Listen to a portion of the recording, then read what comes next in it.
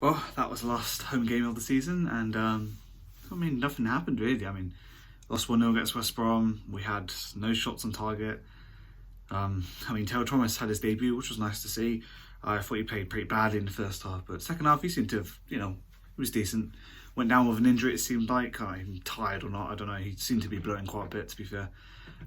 Came off for Kelvin Abrifa, and yeah, I was impressed by him. For upcoming youth stars coming through the team, he played pretty well in my opinion, and I'm looking forward to having a player who I know is certainly going to be here next season.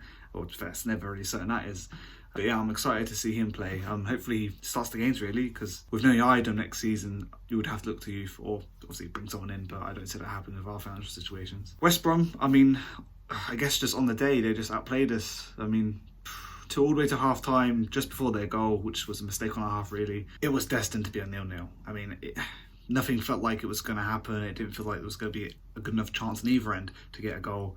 But yeah, once West Brom had their chance, they took it, and we never seemed to do that ourselves, which is something really jealous of other teams, because whenever they take their chances, when they get their chances, they take them, and when we get our chances, we seems like we purposely go way wide or shoot it to the moon. Like, oh, it's ridiculous. I got to think of a man of the match now, don't I? Geez, who do I go for? I'm going to go for Danny Drinkwater. I mean, I was thinking about it just then for a second, and Joshua Rumph was close second, but to be fair, he really just, the last few minutes of the game, just stopped trying, it seemed. But Dan Drinkwater, no, because everywhere on the pitch, he tries his best, talking to everyone. He's not the captain on the field today, but he was really making sure everyone was on the same page. Obviously, we didn't get the win or any result from it, so there's that baggage with it. But yeah, if I had to pick someone, it would be Danny Drinkwater. Well, that's going to be the last recap of this season. Just to, I guess, recap it, it's more or less a disastrous season, and basically just hanged on by the skin of our teeth to stay in the Championship. Paul Ince, you've done your job. Do I want him next season?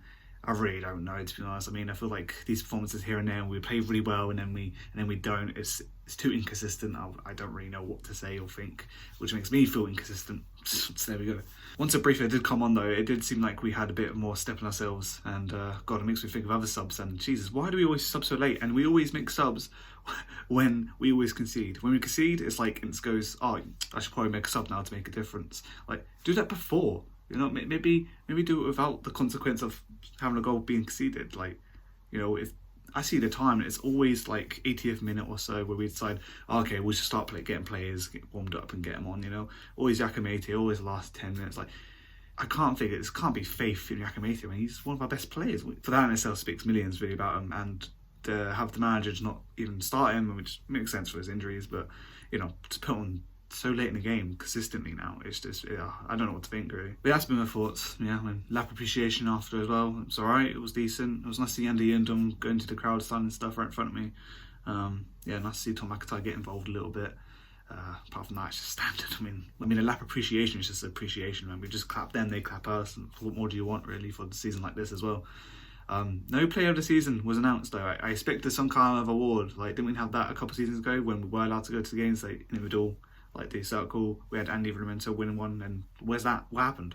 It's come to a bit of a mess in that regard. I have no clue what happened. I wish they informed everyone what was going to happen. I mean, even after the game, what it's been like, an hour or so, and no mention of like, oh, by the way, the player of the season is this, by the way. It's like, oh well. Now that little rant's over, these match recaps, reports, thoughts on, we'll be back next season. I'll see you later.